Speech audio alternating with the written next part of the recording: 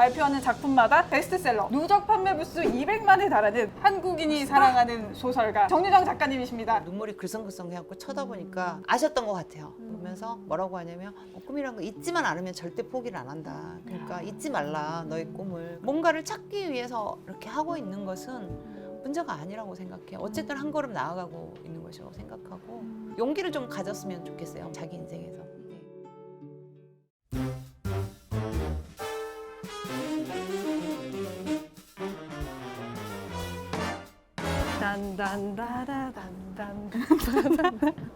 자기만의 씬을 개척한 분을 인터뷰하는 코너 씬메이커. 안녕하세요. 저는 커리어 탐정 셜록 현주입니다. 컬 리즈상입니다. 네, 오늘도 클루얼 단서가 있죠. 이거 마라탕 아닌가요? 마라탕 좋아하세요? 마라탕 아주 좋아합니다. 네. 마라탕, 마라샹궈, 핫소스. 그리고 이분 정말 급해 보이시네요. 아우 배 아파. 여기 굉장히 또 무서운 분들이. 빨간 분들이 예, 계시고. 그리고 7년의 밤? 이거 이거는 진짜. 엄청난 베스트셀러인데 도대체 어떤 분이 오시길래 그러게 너무 무서워. 정말 감을 잡을 수가 없는데요. 바로 모셔보겠습니다. 나와주세요. 안녕하세요. 네, 오늘의 씬메이커는요 7년의 밤, 28, 종의기원, 지니지니, 완전한 행복까지 발표하는 작품마다 베스트셀러, 누적 판매 부수 200만에 달하는 한국인이 사랑하는 소설가 정유정 작가님이십니다. 예, 저는 소설가 정유정입니다. 안녕하세요. 와 이름 석자만 소개해도 되는 이 스웩 너무 멋있어요. 네. 클로월로 작가님 떠올릴 수 있는 것들을 좀 적어봤는데 여기 어디서 많이 본 분이네요. 마라탕은 혹시 무슨 의미일지 아시겠어요? 마라탕을 한 번도 안 먹어봐서. 핫소스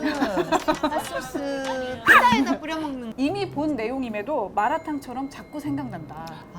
이게 중독성 있는 맞아요. 음식이구나. 네, 자극적이고 네. 약간 또 생각나고 생리 현상을 해결하는 시간조차도 책을 놓기 힘들다는 건데요. 저 진짜 너무 공감됐어요. 이게 한 번 시작하면 멈출 수가 없으니까 생리 현상이 생기면 들고 가야 될 것 저 같고 화장실 들고 자주 갔어요.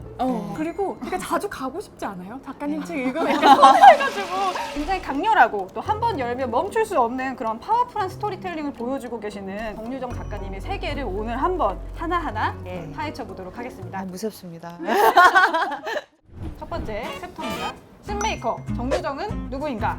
아마 정유정 작가님에 대해서 알아보는 시간을 가져보려고 하는데 작가님께서 일세에 5,000부씩 찍는다고 들었거든요. 저는 처음부터 그냥 5,000부씩 찍는 게 이렇게. 이번 신간도 벌써 10만 부가 나갔다고 들었어요. 네. 10만 부가요. 네.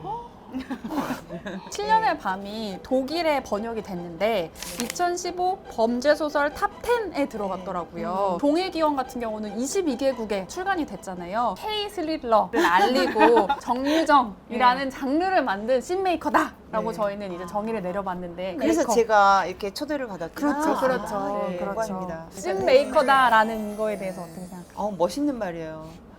처음 들어봤어요. 마라탕처럼. 저희가 만든 거예요. 처음 들으실 수밖에 아, 네네. 저는 사실 7년의 밤 그 소설을 처음 읽었을 때가 이제 생각이 나는데 저도요. 약간 좀 충격을 받았어요. 왜요? 한국 소설도 이렇게 다음 장이 궁금해서 미칠 것 같은 그런 폭발적인 스토리텔링을 갖고 있는 책이 있구나, 소설이 있구나라는 거를 그때 느꼈거든요. 그래서 네네. 충격을. 저는 잊혀지지가 않는 게 침대 위에서 7년의 밤을 읽는데 너무 무서워가지고 죽을 것 같은 거예요. 그때 그 긴장감이 아직도 기억나거든요. 어떤 건지 알아요. 저가 스티븐 킹의 미저리를 처음 읽었을 때 그랬어요. 끝까지 가는데 숨을 내가 몇 번 쉬지 않은 것 같아요. 너무 막 숨이 막혀가지고 어떤 마음인지 고맙습니다. 이번에 새로 발표하신 신작 소설 완전한 행복에 대한 이야기를 해볼 건데요. 작가님 되게 유명한 건 악의 3부작이라고 불리는 7년의 밤, 28, 종의 기원 이렇게잖아요. 근데 그거는 이제 악인데 이번에는 이제 완전한 행복이라고 하고 욕망에 관련한 소설이다라는 표현을 하셨더라고요. 네네. 악이랑 욕망은 좀 다른 느낌이잖아요. 악은 그렇죠. 뭔가 부정적이고 좀 네거티브한 느낌이 있다면 욕망은 어떤 사람들은 이건 긍정적으로 느끼기도 하니까 저도 욕망이란 단어를 굉장히 좋아해요. 저를 움직이는 게 욕망이에요. 아무리 지쳐있고 그래도 제가 소설을 쓰도록 움직여주는 게 욕망이거든요. 그거는 욕망의 긍정적인 측면이고 그 욕망의 극단으로 다다랐을 때 어떤 결과가 오고 타인에게는 또 어떤 영향을 미치는지에 대한 얘기를 해보고 싶었어요. 이 소설은 완전한 행복에 이르기 위해서 불행을 제거하는 방식을 선택한 한 나르시시스트의 이야기인데요. 스포일러 없이 감상평을 좀 말씀을 드려보면은 저는 작가님께서 이제 이 행복 행복이라는 단어 자체를 비트는 방식이 네. 되게 무척 흥미로웠어요. 사실 지난 몇 년 동안에 이 출판계의 핵심 키워드 하면 행복, 네. 자존감 네, 맞아, 맞아요. 맞아. 이었잖아요. 그런데 모두가 행복한 삶을 추구하는 게 과연 맞는 건가? 완전 무결한 행복이라는 게 진짜 존재하는 건가? 라는 것에 이제 의문을 제기하고 계신단 말이에요. 행복이 인간 삶을 영위하는 데 있어서 굉장히 큰 미덕이긴 하고 근데 네. 그게 과연 우리 삶의 목표인가라는 데 대해서는 물음표를 가질 수밖에 없어요. 우리 행복하기 그렇구나. 위해서 하는 건가? 나는 아니라고 생각하거든요. 진짜 저는 사람들이 다 행복 얘기하니까 상대적인 그런 박탈감이 더 커져가지고 더 불행해지는 것 같다는 생각이 드는 거예요. 근데 네. 인간은 행복을 얻기가 되게 어려워요. 왜냐하면요. 인간은 행복하도록 진화되지 않았어요. 행복하도록 진화하지 않았다. 네, 인간은 그냥 생존하도록 진화된 거예요. 아, 생존기구예요. 살기 위해서. 예, 예. 불행도 좌절도 결핍도 다 내 삶이라는 것을 받아들인 후에야 그 순간이 내게 너무 행복이고 그게 너무 행복한 가치고 이걸 깨달을 수 있다는 저는 그렇게 생각하고 있어요. 완전 행복이란 없다. 네, 완전한 행복을 추구하면 추구할수록 멀어지는 거죠. 그래서 행복과. 네, 그래서 책 안에서 반달늪이라는 늪이 나오잖아요. 네, 네. 여주인공 신유나의 그 이 심연을 뜻하는 건데 왜 하프문이냐? 완전한 행복을 원하면 원할수록 절대로 풀문이 될 수 없는 거예요. 네, 그래서 하프문인 거예요. 그래서 네. 저기 풀문이 네, 깨져 있는 거군요. 네, 절반으로 딱 깨져 있는 나뭇가지 뒤로 이제 알았어요. 거예요. 작가님 이상하게 뭔가 치유받는 느낌인데? 저도요. 아, 진짜요? 이 느낌 뭐죠? 자꾸 네. 상담받고 싶어요. 그렇죠? 저는 사실 요즘에 이런 불행한 적이 말씀해 보세요. 이 작품 꼭 한번 읽어보셨으면 좋겠고 지금 네. 서점에 이야기를 이야기하다. 이 작가님이 인터뷰 책 이름이기도 한데요. 정주정 작가님의 이 매혹적인 이야기가 네. 어떻게 설계되는가 이 네. 창작의 비밀을 좀 파헤쳐보는 시간입니다. 예, 제가 들릴 말이 있을지 모르겠어요. 근데 이 질문 진짜 많이 많이 받으셨을 것 같아요. 영감은 네, 네. 어디에서 얻나요? 네. 근데 이제 작가님이 말씀하시는 게 영감은 기다린다고 오지 않는다. 맞아요. 라고 말씀해요. 아직 영감이 온 적이 한 번도 없어요. 그래요? 네. 개요 네. 같은 거 써놓으신다고 했잖아요. 네, 그럴 네. 때는 그럼 영감이 와서 쓰신 게 아니에요? 그건 그냥 아이디어죠. 어떤 차이인 거예요? 영감. 영감이 오면 적어도 한 사흘 동안에 그 그리고 장편 막 1500명 쫙 쓰고 뭐 이런 거 아닐까요? 일필일지로 막. 일필일지로. 스티븐 킹은 런닝맨이라는 소설을 쓰면서 거의 한 400페이지가 넘거든요. 72시간 만에 그걸 다 썼대요. 그 정도는 돼야 영감이라고 하지 않을까요? 소사가 그냥 자동으로 내 머리에 빡 하고 들어오는 거잖아요. 그런 적은 없다는 거죠. 저는 작가님의 그 소설을 딱 떠올리면은 이렇게 머릿속에서 3D로 그 장소가 만들어져요. 신현의 방 같은 경우에는 뭐 세력마을이라든가 네네. 땐이라든가 이번에 완전한 행복은 우회리의 낡은 습지. 그 습지와 그 2층 집. 작가님이 이 공간 설계를 하시는 걸 굉장히 중요하게 예. 하신다고 들었거든요. 중요해요. 공간을 설정할 때 원칙이 있어요. 이야기가 이야기되는 무대여야 돼요. 반드시. 아무 공간에다 그 이야기를 집어넣는 게 아니고 이 이야기에 반드시 필요한 공간이라야 하는 거예요. 그러면서 이 이야기를 담을 수 있는 최소한의 그릇이어야 돼요. 28 같은 경우는 도시 하나잖아요. 화양시. 예, 7년의 밤은 세령호가 그 최소한의 공간인 것이고 작가가 이 세계를 넓게 잡아버리잖아요. 거기에 대해서 아는 게 점점 적어져요. 자기는 신처럼 알아야 돼요. 자기가 만든 자기 세계에 대해서는 이야기가 거기서 꾸려져야 되니까요. 네네. 혹시 다음 직업으로 도시 설계라든가 인테리어 캐릭터를 만들 때는 어떤 걸 고려하시는지. 일단은 주인공의 욕망이 무엇이냐가 이야기에서 가장 중요해요. 이 욕망을 실현하든 못하든 끝까지 밀어붙이는 자유의지를 가지고 있어야 해요. 7년의 밤에서 아들을 지키기 위해서 최연수가 정말 천인공노할 짓을 저지르잖아요. 네네네. 거기까지 가야 되는 거예요. 그러니까 욕망을 끝까지 밀어붙이는 게 주인공이다. 밀어붙이지 네. 못하면 조연이다. 제가 초고를 쓰면은 초고를 한 90%를 버려요. 네. 네. 나머지 10%가 뭐냐면 주인공이 지금 뭘 욕망하는데 이게 시작? 주인공이 자기의 욕망을 실현하든가 실현하지 못하는 마지막 절정장. 시작에서 끝을 가는 길은 수도 없이 많아요. 그러니까 그거를 수도 없이 가보는 거예요. 7년의 밤 같은 경우는 17번 가봤어요. 갖다 지우고 갔는데 마음에 안 들어요. 버리고 다시 또 다시 시작하는 거예요. 끝나고 나면 내 초고의 10% 이상이 남아있으면 이게 내가 과연 이걸 잘한 건가? 그런 의문이 드는 거죠. 너무 쉬운 것은 의문스러워요. 의심스럽고. 예. 작가님의 그 주인공들은 파멸로 가는 경우가 좀 많았던 것 같아요. 예, 예, 네. 그래서 네. 독자분들이 좀 좋아하지 않으세요. 28 같은 경우는 심지어는 주인공이 죽죠. 맞아요. 근데 죽을 수밖에 없는 게 뭐냐면 서재영은 여기에서 구원자거든요. 자기 목숨을 던져서라도 희생할 줄 아는 인간의 이 존엄성이 바로 우리를 구원한다는 그런 의미이기 때문에 이 사람은 죽을 수밖에 없어요. 되게 항의 많이 받았었어요. 근데 저로서는 죽일 수밖에 없었던. 죄송합니다. 약간 네. 이 부분만 편집을 하면은 조금 알죠? 뒤에 경찰서 느낌으로. 죄송합니다. 저 클로월에서 저의 어떤 인생 경기였어요. 네. 내면 이제 화장실에 갈 때도 책을 들고 가야 할 정도로 흡입력 있는 그런 스토리를 만드신다라는 뜻에서 붙였던 건데 그 스토리를 어떻게 설계하는 건가요? 저런 반전 쓰는 거 되게 싫어하거든요. 아, 그래요? 소설 3분의 1 안에서 범인 다 알려주고 맞아요. 가요. 제가 서스펜스를 구축하는 방법은 뭐냐면은 미스테리냐 스릴러냐의 차이와도 관계가 있는 이야기인데 미스테리는 이야기의 목적이 범인 찾기예요. 이 독자들하고 지적 게임을 벌여야 돼요. 누가 범인이냐를 놓고 굉장히 머리싸움을 해야 되거든요. 근데 스릴러는 뭐냐면은 생존하는 것이 목적이에요. 주인공이 느끼는 심리, 주인공이 느끼는 압박감, 공포, 두려움 이걸 독자가 같이 느껴야만 이 소설은 가치가 있는 소설인 거예요. 첫 장을 딱 열면 못 빠져나가고 주인공과 연결성이 있도록 그걸 통로를 만드는데 되게 신경을 많이 써요. 그럼 어떻게 만드세요? 주인공하고 공감한다는 것은 주인공은 나하고 똑같다가 아니라요. 네. 주인공이 가지고 있는 가치관이나 행동, 어떤 심리적인 부분이 나와 닮아 있다는 거예요. 어. 저 닮은 사람 보면 호감 가잖아요. 제가 굉장히 길치거든요. 보여 저.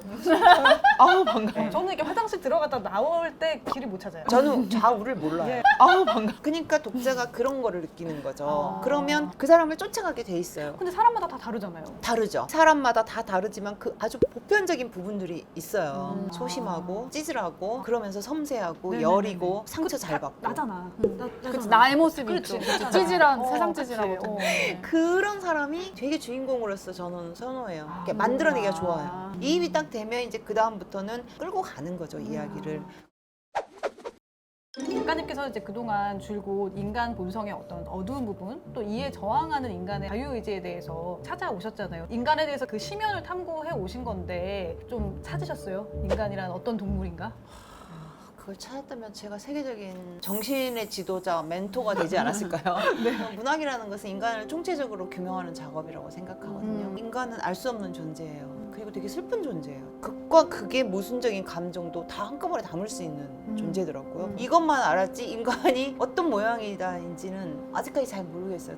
왜 그게 슬프세요? 슬프지 않나요? 누군가 진짜 이 사람을 미워하면 가서 쥐어 박아버리고 너 다시는 그냥 안 봐. 그러면 상처 안 받잖아요. 근데 한편의 마음에 사랑하는 마음이 남아있으니까 배신감도 남아있고 상처도 남아있고 그래서. 그러니까 네. 근데 결국 사랑하는 사람을 위해서 자기 목숨 내놓잖아요. 이게 얼마나 슬픈 존재예요. 그러면서 동시에 존엄한 존재예요. 타인을 위해서 나를 버릴 수 있는 존재.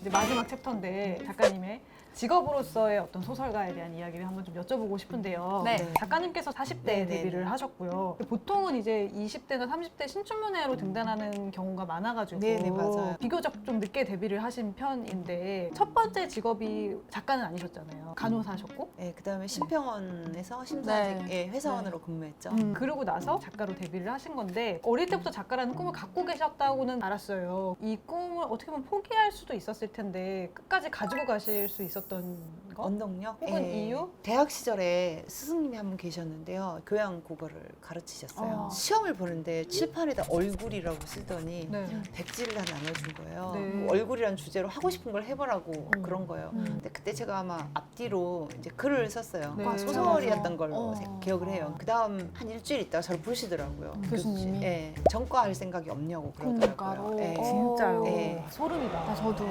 저는 엄마가 너무 반대를 하기 때문에 이제 제가 말은 못하고 눈물이 글썽글썽 해갖고 쳐다보니까 아셨던 것 같아요. 그러면서 뭐라고 하냐면 꿈이란 거 잊지만 않으면 절대 포기를 안 한다. 그러니까 잊지 말라 너의 꿈을. 이렇게 문장을 잘 쓰는 아이들은 정말 많이 봤는데 이 짧은 면에다가 이야기를 하는 아이는 내가 처음이라고 그러시더라고요. 그 말이 되게 와 박혔었어요. 그래서 나는 이야기를 진짜 잘하나 보다 이렇게 생각을 했지만 등단하는 과정에서 진짜 그렇게 너무 많이 떨어지고 이러면서 좌절감을 진짜 많이 느꼈었어요. 그럴 때마다 이제 물은 게 그거예요. 너는 글을 쓰고 싶으냐? 너는 작가가 되고 싶으냐? 작가는 직업이에요. 그냥 직업. 네, 네. 직업을 묻는 거예요. 그렇지만 글을 쓰고 싶냐는 자유의지를 묻는 거예요. 너가 유명해지지 않아도 너가 이 길을 택한 것을 후회하지 않을 자신 있는지를 묻는 거예요. 그럴 때마다 저는 나는 글을 쓰고 싶다는 생각을 했어요. 패배주의와 이 모든 걸 딛고 다시 또 시작하고 그랬던 것 같아요. 근데 저희 듣동나 보고 듣고 계시는 분들 중에 대부분이 2030이시거든요. 내가 지금 하고 싶은 건 있는데 다른 일을 하고 있어. 그러면 일을 하고 있는 게 맞는 걸까? 뭐 이런 네. 고민 좀 많이 하실 것 같거든요. 네. 그런 분들한테 혹시 어떤 이야기 해주고 싶어요? 그게 다 삶의 밑거름이 되죠. 아, 이 일이 무슨 내 인생에서 저기가 되겠어 하지만 음. 아무것도 안 하고 있지는 않은 거잖아요. 음. 뭘 할지도 모르고 하기도 싫고 아무것도 안 하고 있어. 이게 문제지. 뭔가를 찾기 위해서 이렇게 하고 있는 것은 문제가 아니라고 생각해요. 어쨌든 한 걸음 나아가고 있는 것이라고 생각하고 용기를 좀 가졌으면 좋겠어요. 자기 인생에서. 우리 모두 화이팅! 네, 제가 직업으로서의 소설가를 생각했을 때 어떤 태도를 배울 수 있을까를 막 찾아봤어요. 근데 작가님께서 많은 명언을 하셨더라고요. 뭘 헛소리를 했던가요? 수집을 해왔어요, 제가. 이런 명언이 있습니다. 상투성은 형식이 만드는 것이 아니다. 작가의 게으름이 만든다. 오. 네. 그러니까 저는 독창적인 이야기라는 게 결국 성실함에서 나온다라고 이해를 했거든요. 맞아요. 그냥 어느 순간에 버뜩하는 아이디어가 나와서 아, 뭔가 유니크해. 이거는 의심해 보셔야 돼요. 이게 정말 최선일까? 끊임없이 의심을 한다. 그래서 작가님께서 그렇게 하루에 2시간씩 네. 운동을 하시는 이유가 또 그런 네, 건가요? 체력이 받쳐줘야 되니까요. 네. 체력이 안 되면 막 눕고 싶어요. 맞아요. 피곤하면. 글도 똑같아요. 체력이 나쁘면 네. 아주 어정쩡한 캐릭터가 나와요. 아. 근데 체력이 좋을 때 딱 쓰면은 아주 그냥 딱 면도날 같은 그런 게 나오거든요. 어떤 그래서 느낌인지 알 것 예, 같아요. 예. 체력을 기르자. 네. 체력을 우리 기릅시다. 모두 화이팅! 네. 화이팅. 작가님 오늘 어떠셨나요? 너무 즐겁게. 네. 아, 나 저는 젊은 친구들하고 얘기하는 게 젊은 친구들! 신세대들하고 이야기하는 게 즐거웠어요. 고등생님들은 젊으세요. 에너지 얻어갖고 가요. 예. 즐거웠어요. 네. 저 개복치예요, 멘탈이. 제가 잘 문학적 표현을 몰라서 그러는데 개복치, 멘탈이 개복치 이게 그게 뭐예요? 문학적 표현은 아니에요. 그냥 작가님의 농담이에요. 개복치가 왜